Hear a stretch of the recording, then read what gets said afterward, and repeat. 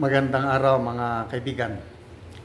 Pag-usapan natin ngayon ang kumakalat ngayon sa social media na petition letter ng mga active soldiers demanding for the resignation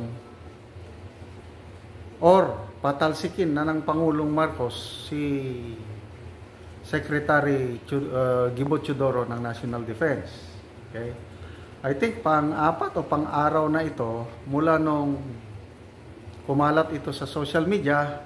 Una kong nalaman ito through sa isang subscriber ko, narinig niya kay Attorney Trexie Angeles. Ang iba nagpadala sa akin ng link. Tapos nakarating na rin ito sa mga men and women in uniform, both active and retired. Pinag-uusapan na ito ngayon. Ang una kong inisip is baka fake, baka fake letter. Baka paninira lang. Baka may halong politika. So binantayan ko yung response. Hinintay ko na magpahayag ang Office of the Secretary of National Defense kasi napakatindi yung mga accusation. Isa-isahin natin mamaya. Matindi. So, hintay ako ng hintay kung may statement ang DND tungkol nito. Wala.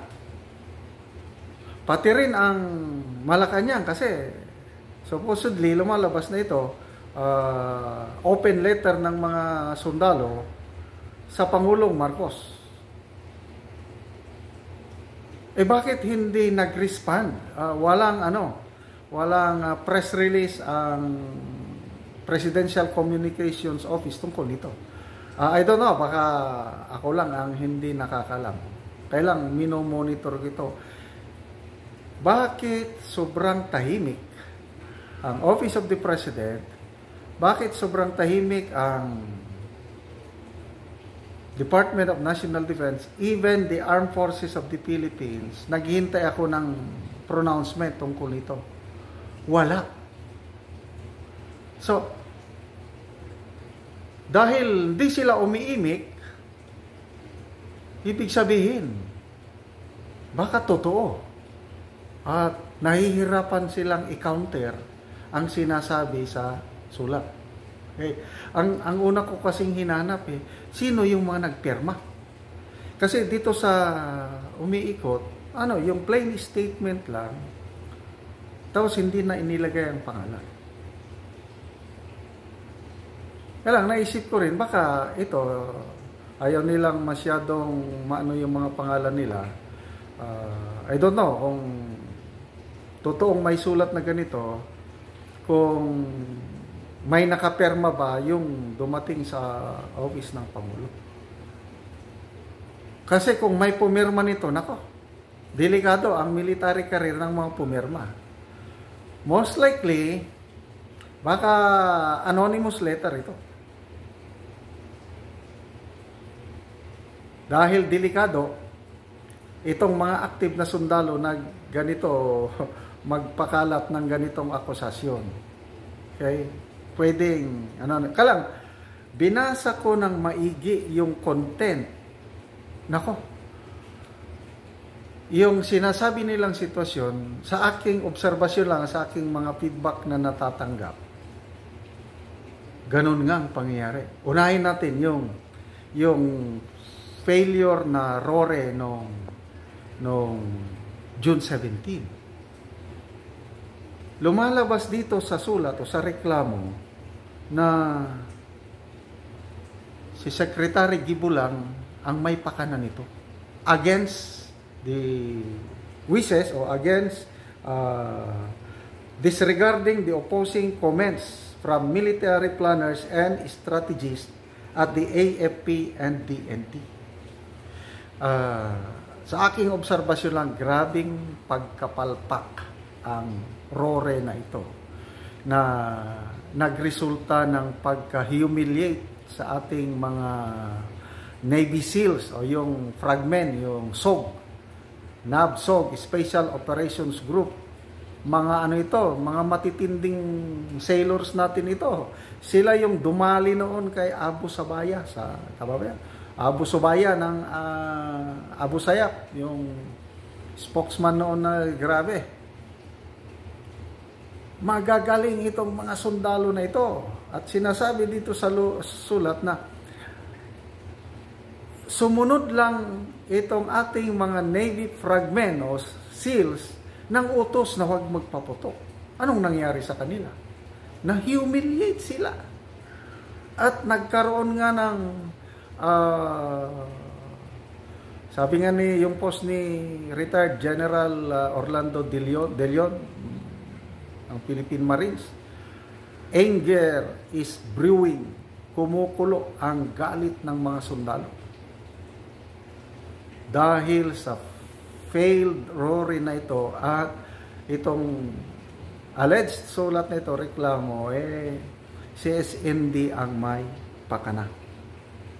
Okay? So, bakit hindi sagutin? Kung hindi sana totoo, that's not true. Wala, hindi ko, ano yan, wala akong kinalaman dyan. Pinag-usapan yan. Ito pa ang sinasabi dito sa sulat. Hindi ipinaalam ito sa National Task Force for the West Philippine Sea. Hindi ipinaalam sa other government agencies. Sinikreto. Dahil, sabi sa sulat na parang gustong magpasikat ang secretary, kung naging successful, pabor sa kanya, paano? Na failure. So, grabe talaga. Yung nangyari na nagkabuhol-buhol, yung pahayag sa media, nakasulat din ito, this is precisely why it took so long for any of the government agencies to issue a statement. Nauna pa nga ang nauna ang China na nagsalita tungkol nito, press release, natalo tayo sa narrative kasi pinalabas na ng China na tayo ang nag-provoke. Tapos, ang sagot lang ng AFP is misleading daw. Kailang hindi naman dinitalye. Kulang talaga sa transparency ang operations na ito. Parang may itinatago. Kaya yun, nagkabuhol-buhol ang pronouncement ng nakakaya. 5 days after na incident, nagsalita ang chairman ng National Maritime Council, Executive Secretary Bersamin, Little President, sabi niya, aksidente lang, misunderstanding lang. Ganon din yung spokesman ng Commodore Tariela, spokesman ng West Philippine Sea, ganon din, aksidente. Nako, doon na sila pinotakti ng reklamo dahil imposibleng aksidente yun. Imposibleng misunderstanding. Yan, nagkaiba na ang pronouncement. Ibang sinasabi ni Secretary Chodoro, iba si Secretary Bersamin, hanggang nagpatawag na ng hearing sa Senado itong Senator Jaime. Doon napag-alaman na official record, it was not an accident, it was a deliberate action, deliberate ramming. So hanggang Pangulo wala rin, ang tagal mag-respa ng Pangulo, kept in the dark, wala lang. Pinaka worst na pinaka mainit na tension nangyari, wala lang. Inintay pa niya ng isang linggo, nagbisita sa Palawan, yun, doon siya nagsalita. Kinontra niya ang kanyang executive secretary at inamin niya na nagkamali nga, kulang sila ng data. Ano ba yan? So,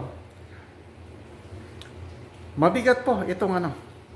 So ito lang muna sa West Philippine Sea, yung June 7. May isa pang ano dito, yung sinabi dito na Board of Generals is Board of Gibo. Yon ang next topic ko. Bakit nila inakusahan na yung Board of Generals naging Board of Gibo, BOG. So ano. So sana magsalita na ang DND, AAP tungkol ito para malaman natin kung ano ba talaga. Para hindi puros haka-haka at sana maiwasan na yung mga ganitong pangyayari kasi lalo lang nag-project ng instability sa government. Lalong nagpapainit sa sitwasyon natin. Sana magkaisa ang mga men and women in uniform behind the leadership. Hindi yung ganito na may kumakalat na reklamo against sa SND.